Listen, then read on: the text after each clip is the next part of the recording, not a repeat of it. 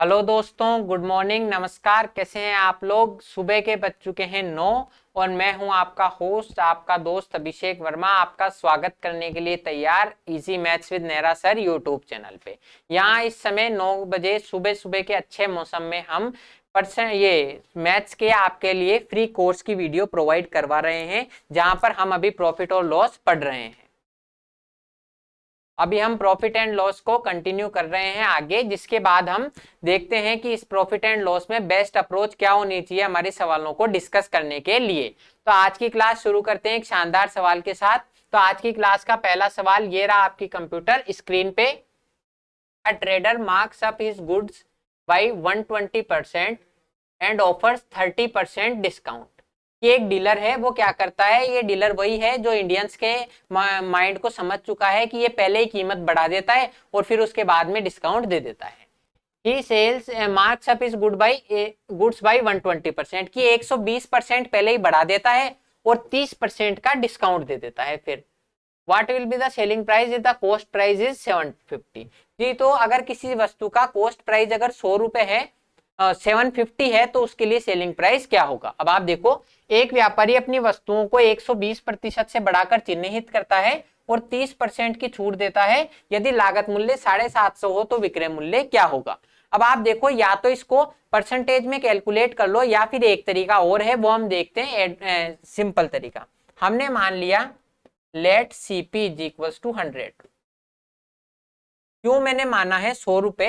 क्योंकि 100 पर percentage calculate करना आसान हो जाएगा। यहाँ पर 750 पर परसेंटेज कैलकुलेट करना थोड़ा कठिन होगा, तो हम 100 पे मान लेते हैं और लास्ट में जो भी वैल्यू आएगी उसको गुणा कर देंगे। कि सीपीए है तो मार्क प्राइस क्या होगा? इसने 120% बढ़ा दिया, यानी कि 100 अगर थी तो 120 और बढ़ा दिया।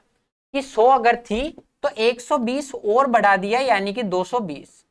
ये चीज आई या नहीं आई समझ में? एक बार कमेंट में यस और नो बोल दो। कि 100 रुपए था तो इसने 120 और बढ़ा दिया, 220। अब इसकी सेलिंग प्राइस निकाल दो। कि 30% का डिस्काउंट देता है, यानी कि 70% लेता है आपसे। 30% का डिस्काउंट देता है, यानी कि 70% लेता है। 22 इंटू 7 154 यूनिट, 154 यूनिट्स। तो आपको इस सेलिंग प्राइस 154 यूनिट्स की वैल्यू निकालनी है, अगर ये 100 यूनिट की वैल्यू 750 है तो।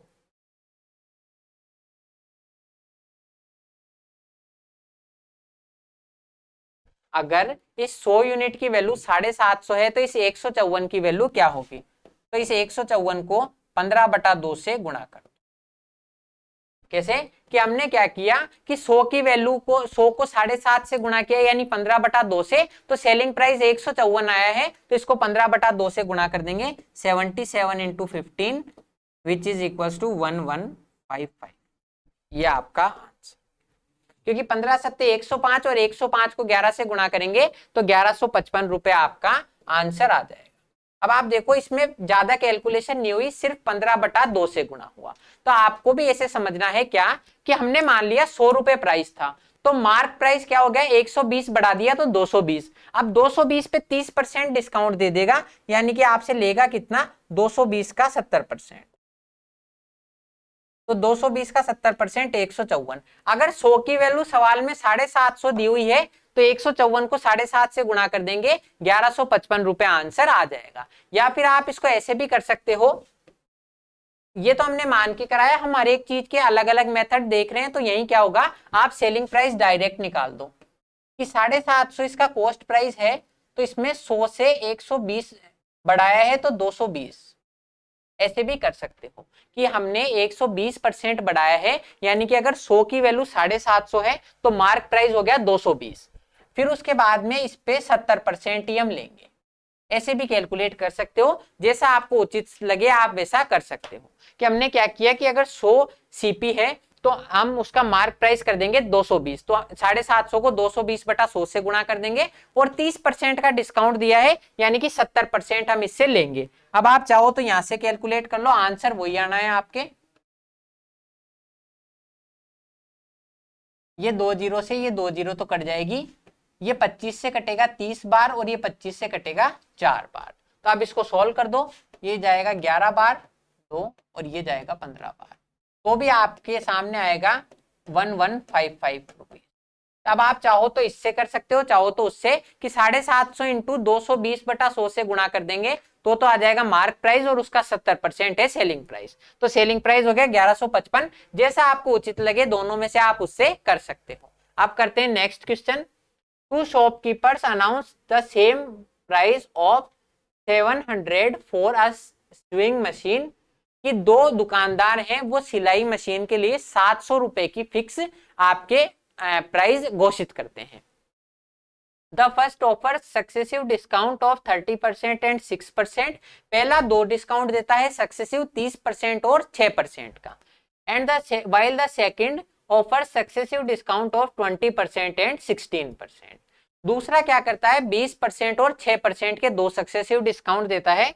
The difference in their selling price, कि उनकी सेलिंग प्राइस में डिफरेंस क्या होगा। आप देखो कि इन दोनों ने मार्क प्राइस तो सेम रखा है 700 रुपए, तो एक तो 30% और 6% की दो छूट देता है और एक 20% और 16% की दो छूट देता है। तो या तो हम इनसे, ऐसे सवाल को हमने पहले भी किया था कि या तो हम इन दोनों के सेलिंग प्राइस निकाल के उनका डिफरेंस निकाल दें, या फिर हम क्या करें इनके डिस्काउंट का डिफरेंस निकाल दें, बात वही होगी। जैसे प्रीवियस वीडियो में हमने देखा था कि 700 रुपए मान लो इसकी कीमत है, तो एक ने तो डिस्काउंट दिया, एक उदाहरण के लिए बता रहा हूं, एक ने डिस्काउंट दिया 10 रुपए और एक ने डिस्काउंट दिया 20 रुपए। एक ने डिस्काउंट दिया 10 रुपए और एक ने डिस्काउंट दिया 20 रुपए। इन दोनों डिस्काउंट के बीच में कितना डिफरेंस है 10 रुपए का। इन दोनों डिस्काउंट के बीच में कितना डिफरेंस है दोस्तों, देख लो 10 रुपए का। तो इनकी सेलिंग प्राइस क्या होगी, इसने तो 10 रुपए डिस्काउंट दिए तो 690, इसने डिस्काउंट दिया 20 रुपए तो 680। अब आप देख लो इनके सेलिंग प्राइस में भी कितना डिफरेंस होगा 10 रुपए। कि आप सेम एक चीज है उसमें से दो अलग अलग संख्याएं घटा रहे हो तो उनका डिफरेंस वही होगा जो डिस्काउंट का डिफरेंस होगा और वही सेलिंग प्राइस का डिफरेंस होगा। तो या तो हम इसमें डिस्काउंट का डिफरेंस निकाल सकते हैं या सेलिंग प्राइस का डिफरेंस निकाल सकते हैं। तो देख लेते हैं, इसका एमपी तो है 700 रुपए। आप देखो अब मैं क्यों इसमें डिस्काउंट का डिफरेंस निकालने पर जोर दे रहा था। यहां देखो कि ये है 30 और 6% का दो डिस्काउंट। पहली कंडीशन में क्या है 30% और 6% का दो डिस्काउंट दे।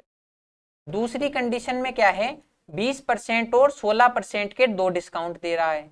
20 और 16% के दो डिस्काउंट दे रहा है, तो हमें बताना है कि इसका डिफरेंस क्या होगा। अब आप देखो मैंने आपको बताया था आपको 1 सेकंड लगेगा देखने में कि ये 30 और 6 ये भी 36 बन रहा है और 20 और 16 भी 36 बन रहा है।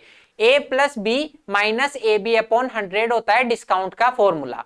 a plus b minus a b upon 100 successive discount का। इन दोनों के लिए a प्लस बी तो बराबर है, इन दोनों के लिए a प्लस बी बराबर है, तो जो डिफरेंस होगा वो होगा ए बी अपॉन 100 से।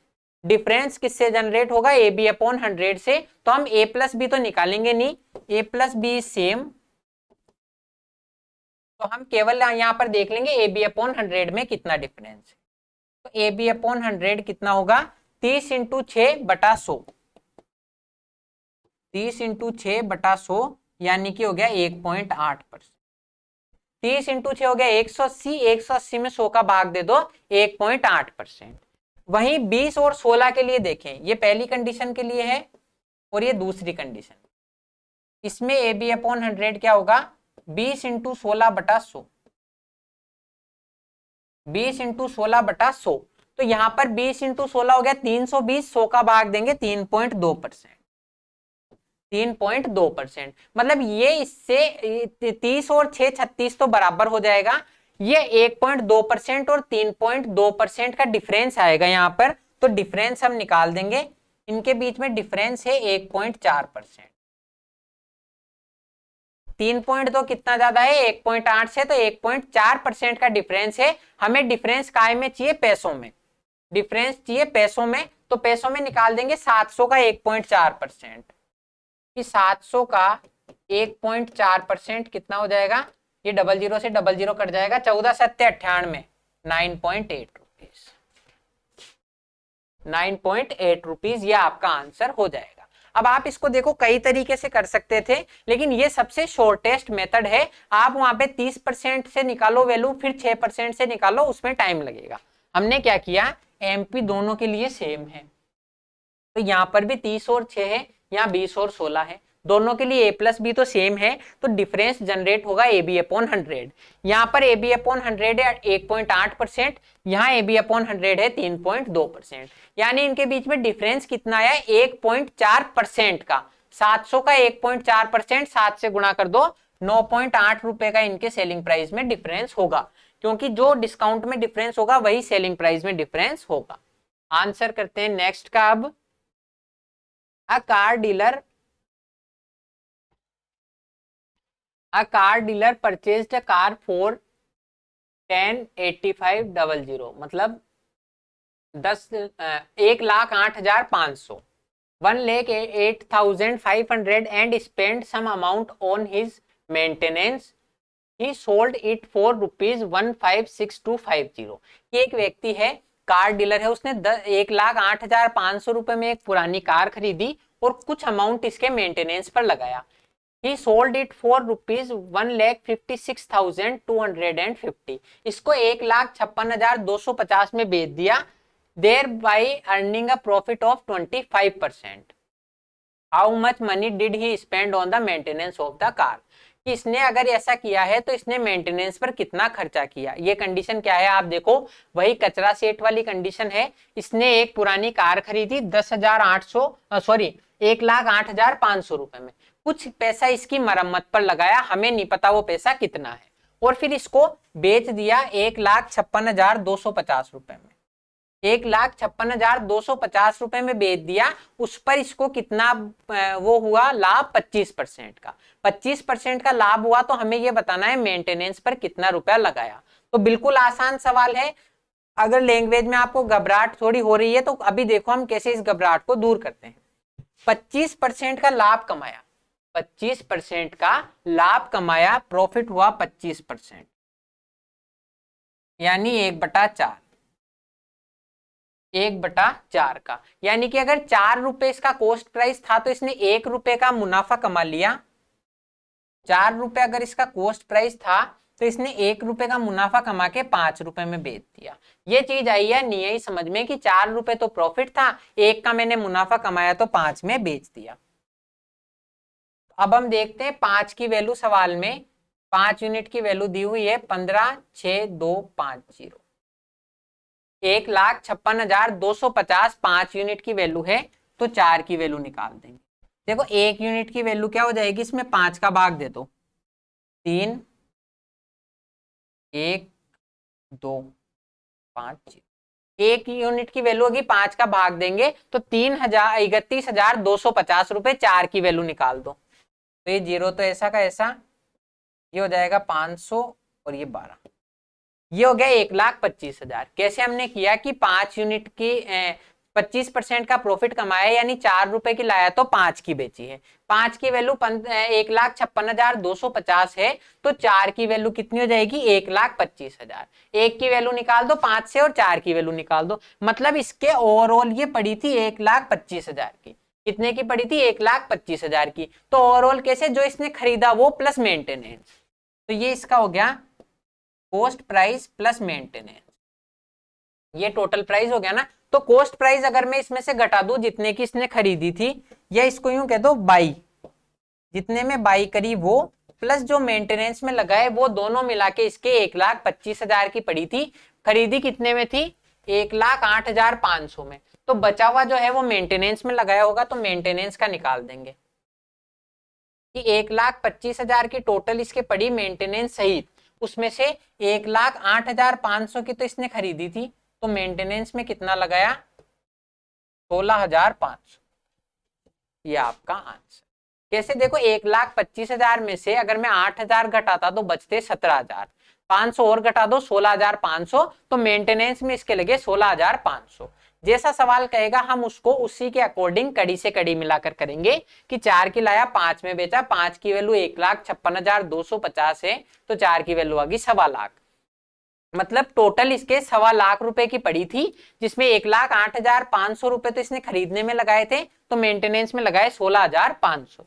Next question, a shopkeeper gives 18 and 2/11% discount to the customer but he sells only smuggled goods. But he sells only smuggled goods and as a bribe he pays 12.5% on the CP. कि एक व्यक्ति है वो 18 से 2/11% की discount देता है इसको, तो लेकिन वो क्या करता है, स्मगलिंग की चीजें बेचता है, तो उसको उसकी रिश्वत के लिए 12.5% देना पड़ता है। मतलब 8 रुपए की चीज लाया तो 1 रुपए उसके लिए रिश्वत देनी पड़ेगी, तो उसके वो पड़ेगी 9 रुपए की। आगे समझ में। Find what should be the MP if he desires to make a profit of 37.5% and the CPO of the article is 3584। कि इसका अंकित मूल्य क्या होगा अगर वो 37.5% का लाभ कमाना चाहता है और एक का क्रय मूल्य 3584 रुपए है। तो सबसे पहले हम आपकी जो परसेंटेज है उससे प्रॉफिट परसेंटेज है और लॉस परसेंटेज है उससे फ्रैक्शन वैल्यू जनरेट करेंगे। 18 से 2/11%, यानी कि ये 2/11 की परसेंटेज वैल्यू है। 18 से 2/11% लिखूं मैं या 2/11 फ्रैक्शन में लिख दूं, बात एक ही है। इसी तरह 12.5% यानी कि 1/8 और 37.5% यानी कि 3/8। अब इस चीज को समझो, ये क्या कहना चाहता है। हमने परसेंटेज से फ्रैक्शन वैल्यू बना ली कि ये एक वस्तु है जो 3,584 क्रय मूल्य वाली वस्तु है, 3,584 रुपए की एक वस्तु है। तो अब आप देखो ये जैसा जैसा कह रहा है हम वैसा कर देंगे कि ये इस पे 12.5% तो रिश्वत देगा, ये इस पे 12.5% तो रिश्वत देगा क्योंकि ये स्मगलिंग की चीज है। तो मतलब अगर ये 8 रुपए की लाता तो 9 रुपए की इसके पड़ती टोटल ब्राइब के सहित। तो आप देखो यहां पर अलग अलग करेंगे और लास्ट में भी फिर इसको कर देंगे कि ये सीपी है 3584, ये सीपी प्लस ब्राइब, मतलब ये जो सीपी है इसका वो 8 रुपए अगर होगा तो ये ब्राइब के साथ 9 रुपए का पड़ेगा क्योंकि ये हर 8 पर 1 रुपए की ब्राइब भी देगा। तो हम यहां पर निकाल लेंगे 8 की वैल्यू है 3584, 8 की वैल्यू क्या है 3584, तो 9 की वैल्यू हम यहां पर निकाल लेंगे। अब आप देखो मैं बार बार कैलकुलेशन नहीं करूंगा, इसका मतलब अगर मैं 9 की वैल्यू निकालूं तो 3584/8 इंटू 9, यही वैल्यू निकलेगी 3584/8 इंटू 9। अब आप देखो कि ये 37.5% का लाभ कमाना चाहता है, 37.5% का लाभ कमाना चाहता है, यानी कि ये हो गया आपका टोटल सीपी और ब्राइब के साथ, क्योंकि इसी पे तो लाभ कमाएगा। इसके टोटल इतने की पड़ी है 37.5%, यानी कि 8 पर 3 का लाभ कमाना चाहता है, 8 पर 3 का लाभ कमाना चाहता है। यानी अगर 8 की कोई इसके वस्तु पड़ी है तो बेचेगा कितने में 11 रुपए में, 8 की अगर कोई वस्तु पड़ी है तो बेचेगा कितने में 11 रुपए में। अब यहाँ देखो इस टोटल सीपी की वैल्यू 8 की वैल्यू है 3584/8 इंटू 9, 3584/8 इंटू 9 है, तो 11 की वैल्यू इससे निकाल देंगे। ये 8 की वैल्यू है तो 8 का तो भाग दे दो यहां से और 11 से गुणा कर, 8 का भाग दे दो और 11 से गुणा कर दो। अब लास्ट में क्या कह रहा है कि ये कितने परसेंट का 18 से 2/11% की छूट देता है, यानी कि 11 रुपए पे 2 रुपए की छूट देता है। अब एमपी और एसपी का रेशियो क्या होगा कि अगर 11 रुपए की लाया है तो 9 रुपए की ही बेचेगा, 11 रुपए की लाया है तो 9 रुपए की ही बेचेगा। इस 9 की वैल्यू सवाल में दी हुई है 3584/8 इंटू 9/8 इंटू 11, तो इस 11 की वैल्यू निकाल देंगे। ये अब हम एमपी की वैल्यू डायरेक्ट निकाल देंगे यहां से कि 3584/8 इंटू 9/8 इंटू 11, ये है 9 की वैल्यू, तो 11 की वैल्यू क्या हो, ये चीज आई या नहीं आई आपके समझ में एक बार बताओ, तो मैं आपको इसको पूरी कैलकुलेशन को एक जगह मर्ज करके भी बता दूंगा कि क्या सिस्टम है, हम इसको एक्चुअल में करेंगे कैसे। आप देखो कि 8 की वैल्यु हमें दी हुई है 3584, तो ये यूं कह रहा है 8 रुपए की अगर खरीदता तो ब्राइब भी देनी पड़ती, तो ये पड़ती 9 रुपए की, तो ये हो गया 3584/8 इंटू 9, ये तो आपकी बन गई ब्राइब के साथ। फिर उसके बाद में 8 की लाया तो 11 की बेचेगा, 8 की वैल्यू ये है तो 8 का भाग दो, 11 से गुणा कर दो। और अगर 9 रुपए एसपी होगी, अगर 11 रुपए मार्क प्राइस है तो 11 रुपए मार्क प्राइस है तो 2 की छूट देगा, तो 9/11 से इसको गुणा कर देंगे।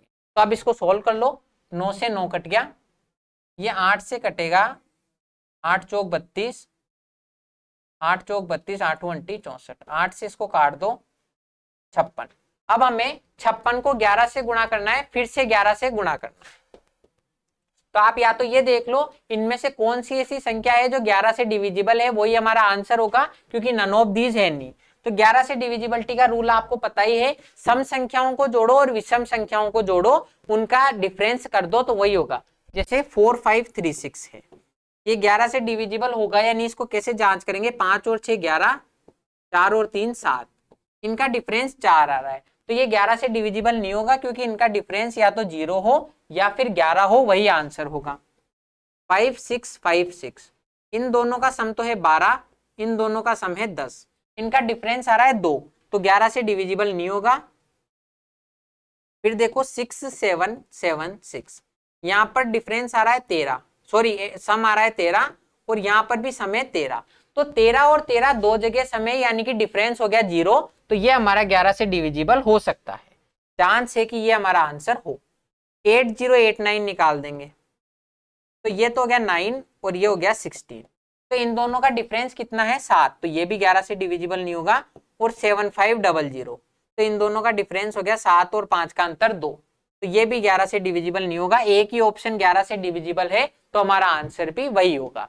या आप चाहो तो 11 से गुणा कर लो, 56 को 11 से गुणा किया 611, उसको फिर से 11 से गुणा कर दो तो 6, 6 और 1 7 और 6, 6776 इसका आंसर हो जाएगा। तो इसको सवाल को हम वहां पर इतना करके नहीं करेंगे, क्या हमारी वैल्यू होनी चाहिए और कैसे हम करेंगे वो देखो आप। अभी के लिए आपको समझ में आ गया आंसर इसका ये है। करेंगे कैसे कि आपको कह रहा है कॉस्ट, हमें मार्क प्राइस निकालना है। मार्क प्राइस कैसे निकलेगा? 3584 आपका कॉस्ट प्राइस है, ये 8 की वैल्यू है, तो ब्राइब के साथ कीमत हो जाएगी 9। 8 की कीमत है ये, तो 9 की वैल्यू क्या होगी? ब्राइब के साथ। फिर आप देखो ये क्या कह रहा है, फिर इसको 8 से 11 में बेचना है, 8 की वैल्यू ये है तो 11 की वैल्यू ये हो जाएगी, ऐसे समझना है आपको। फिर ये कह रहा है कि अगर 11 की लाया तो 9 में ही बेचेगा, 9 की वैल्यू ये है तो 11 की वैल्यू क्या होगी। बस एक बार में आपका समीकरण बन जाएगा और आपका आंसर आ जाएगा। सिर्फ आपको ये करना है कि आपने 12.5% यानी कि 8 पर 1 की रिश्वत दी, तो 8 की लाया तो 9 की बेचेगा, 37.5% का प्रॉफिट, 8 की लाया तो 11 की बेचेगा, और 18 से ही 2/11% की छूट, यानी 9 अगर एसपी है तो एमपी 11 हो जाएगा। इनको सोल्व करो, 6776 आपका। ये देखो थोड़ा कॉम्प्लेक्स सवाल है, यहाँ टाइम भी लग रहा है, लेकिन हम क्या करेंगे, हमें सिर्फ वो सवाल नहीं देखने जो अच्छे हैं और जिनसे हमारे जो है जल्दी जल्दी पूरा हो जाए। हमें जल्दीबाजी किसी बात की नहीं है, हम यहाँ अच्छे से पढ़ रहे हैं चीजों को, तो हम ऐसे कॉम्प्लेक्स क्वेश्चन भी करेंगे जो जनरली लोग छोड़ देते हैं। तो यह आपका इसका तरीका होगा। अब बढ़ते हैं नेक्स्ट क्वेश्चन पे। If a merchant offers a discount of 20% on the list price, he makes a loss of 16%. What percentage profit or loss if she sells a good at a discount of 10%? अब ये सवाल हम करें उससे पहले हम एक फॉर्मूला देख लेते हैं। कभी भी आपको डिस्काउंट परसेंट और प्रॉफिट या लॉस परसेंट दिया हुआ हो, डिस्काउंट परसेंट और प्रॉफिट या लॉस परसेंट दिया हुआ हो, तो उस कंडीशन में हम कॉस्ट प्राइस और मार्क प्राइस का रेशो निकाल सकते हैं। कॉस्ट प्राइस और मार्क प्राइस का रेशो निकाल सकते हैं। उसका फॉर्मूला है 100 minus discount upon 100 plus profit, या लॉस होगा तो माइनस लॉस कर देंगे। तो ये आप फॉर्मूला एक बार लिख लो, यह आपके आगे आने वाले सवालों में काम आएगा कि कभी भी हमें डिस्काउंट परसेंटेज या प्रॉफिट और लॉस की परसेंटेज दी हुई हो, तो हमारे कॉस्ट प्राइस और मार्क प्राइस का रेशो निकालना हो, तो वो फॉर्मूला कैसे निकलेगा? 100 माइनस डिस्काउंट, अगर प्रॉफिट हुआ तो 100 प्लस प्रॉफिट, और अगर लॉस हुआ तो 100 माइनस लॉस। तो ये आपका फॉर्मूला बनेगा। अगर प्रॉफिट होगा तो प्रॉफिट ऐड कर दो, और लॉस हुआ तो लॉस माइनस कर देंगे। तो इसको अभी हम देखते हैं कि इस सवाल को करना कैसे। ये यूं कह रहा है, इसमें भी देखो ये आपको कब पता पड़ेगा, जब आपको डिस्काउंट और प्रॉफिट या लॉस की परसेंटेज हो कि एक व्यक्ति सूची मूल्य पर 20% की छूट प्रदान करता है तो उससे 16% का नुकसान होता है। 20% की छूट दी तो 16% का नुकसान हुआ, तो कॉस्ट प्राइस और मार्क प्राइस का रेशो निकाल लेंगे। कॉस्ट प्राइस और मार्क प्राइस का रेशो निकाल लेंगे कि 20% की छूट दी तो 100 माइनस 20 अपॉन 16% का नुकसान हुआ तो 100 माइनस 16, 100 माइनस 16। तो अब हम निकाल देंगे इनका रेशो 80 अपॉन 84, 80 अपॉन 84, 80 अपॉन 84 आया है। इसका मतलब अगर सेलिंग प्राइस, इसका कॉस्ट प्राइस अगर 80 रुपए है तो इसका मार्क प्राइस होगा 84 रुपए। कॉस्ट प्राइस अगर 80 रुपए है तो मार्क प्राइस होगा 84। चाहो तो इसको और सिंप्लीफाई कर लो, 20/21। मैंने इसको 4 से काट दिया, 20/21, कि अगर इसका कॉस्ट प्राइस 20 रुपए है तो मार्क प्राइस 21 रुपए होगा। ये इसका रेशो आया है। अब ये क्या कह रहा है, यदि वह सूची मूल्य या अंकित मूल्य पर 10% की छूट पर बेचे तो क्या लाभ या हानि होगी, कि अगर वो 10% की छूट दे तो लाभ या हानि क्या होगी। अब आप देखो, हमें ओरिजिनल वैल्यू पता नहीं है इनकी क्या है, लेकिन रेशो पता है कि 21 पे इसने 10% की छूट दी, 21 पे 10% की छूट दी यानी कि 2.1 कम कर दिया। 21 पे 10% की छूट दी तो यानी कि कितना मैंने कमी कर दी, 2.1 की। तो ये हो जाएगा 18.9, 18.9 की अगर ये 2.1 कमी कर देगा तो 18.9। तो हम प्रॉफिट या लॉस परसेंटेज निकाल, लॉस ही होगा क्योंकि 20 रुपए तो इसका कॉस्ट प्राइस ही था और 18.9 रुपए में बेचेगा अगर 10% की इसने छूट दी है तो लॉस परसेंटेज निकाल देंगे। लॉस कितने का हुआ इसको, 1.1 का, 1.1 का लॉस हुआ 20 पर, तो 100 पर कितना होगा, 5 से गुणा कर दो, 5.5%। ये आपका आंसर आ जाएगा, 5.5% का लॉस। तो आपको ये बेस्ट अप्रोच है इस तरीके सवाल को करने की। आप दूसरे तरीके से भी कर सकते हो, लेकिन ये सबसे बढ़िया मेथड आपके लिए होगा। कैसे, आपको सिर्फ एक फॉर्मूला याद करना है कि कॉस्ट प्राइस और मार्क प्राइस का रेशो क्या होता है, 100 minus discount upon 100 plus profit. अब हम यहाँ पे इसको 100 भी मानते तो भी बात यही आती, वहां से भी हमें रेशो ही ज्ञात करना था। लेकिन जब हम डायरेक्ट कर सकते हैं तो देखो, सीपी और एमपी का रेशो होगा 80/84, तो ये होगा 20/21। यानी कि अगर इसके 20 कॉस्ट प्राइस था तो इस कंडीशन के अकॉर्डिंग 21 रुपए मार्क प्राइस होगा। मार्क प्राइस पर 10 रुपए की छूट दे दी, 10% की, सॉरी, तो 21 पे 10% की छूट दी यानी कि 2.1 की, तो 18.9 रुपए में इसको बेचा तो नुकसान कितने का लगा, 1.1 का 20 पर, तो कितना परसेंट हो गया, 5.5%। ये इसका आंसर। अब देखो ये ऐसे ही सवाल हैं, इसको करने का वही तरीका हम यहाँ डिस्कस करेंगे। If a merchant offers discount of 25% on the list price he makes a loss of 5%, कि अगर ये 25% की छूट देता है तो आपके नुकसान होता है 5% का। What percentage profit or loss he make if he sells the discount, if he sells at a discount of 10%, कि अगर ये 10% की ही छूट दे तो आपके क्या प्रॉफिट और लॉस होगा। तो बस वही सीपी और एमपी का रेशो निकाल देंगे। जब भी हमें ये दिख जाए कि डिस्काउंट भी दिया हुआ है और प्रॉफिट एंड लॉस का भी परसेंटेज दिया हुआ है तो हम उसमें मान रख देंगे कि 100 माइनस डिस्काउंट दिया है 25 का अपॉन 100 माइनस 5% का नुकसान होता है तो 100 माइनस 5 यानी कि 75 अपॉन 95, 75 अपॉन 95। इसको और आगे सॉल्व कर देंगे तो 15/19, यानी कि इसका सीपी अगर 15 यूनिट है तो इसका मार्क प्राइस होगा 19 यूनिट। अब ये कह रहा है अगर 10% की छूट पर बेचे, 10% की छूट पर बेचे तो सेलिंग प्राइस क्या होगा, 19 रुपए तो मार्क प्राइस है और इसने 10% की छूट दे दी तो 1.9 घटा देंगे, 17.1, 17.1 रुपए इसका सेलिंग प्राइस होगा अगर ये 15 और 19 के अनुपात में है तो प्रॉफिट परसेंटेज निकाल देंगे। क्योंकि 15 की ही लाया था और 17.1 में बेच रहा है तो 2.1/15 इंटू 100, 2.1/15 इंटू 100। अब आप इसको कैलकुलेट कर लो, या आप इसको काटोगे 3 बार तो ये जाएगा 20 बार, तो 3 से कट जाएगा ये 0.7 टाइम्स, 0.7 इंटू 20 14%, तो इसके प्रॉफिट होगा 14%। ये आपको करने, इस तरह के सवालों को करने का बेस्ट मेथड है।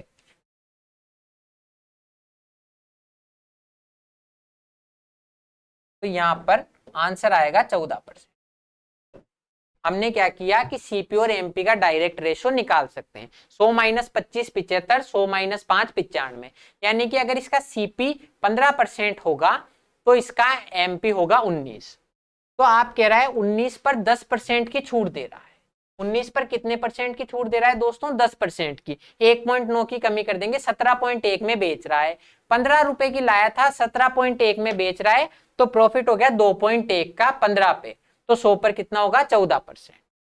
अब आज की क्लास देखो, हमारा देखते ही देखते 9:30 हो चुके हैं, समय समाप्ति की ओर है। अब मैं मिलूंगा आपसे नेक्स्ट वीडियो में, तब तक आपको इनको रिवाइज करना है। और अगर वीडियो अच्छी लग रही है तो चैनल को सब्सक्राइब कीजिए, वीडियो को लाइक कीजिए और दोस्तों के साथ शेयर कीजिए। अब मिलते हैं नेक्स्ट वीडियो में, तब तक के लिए थैंक यू, जय हिंद।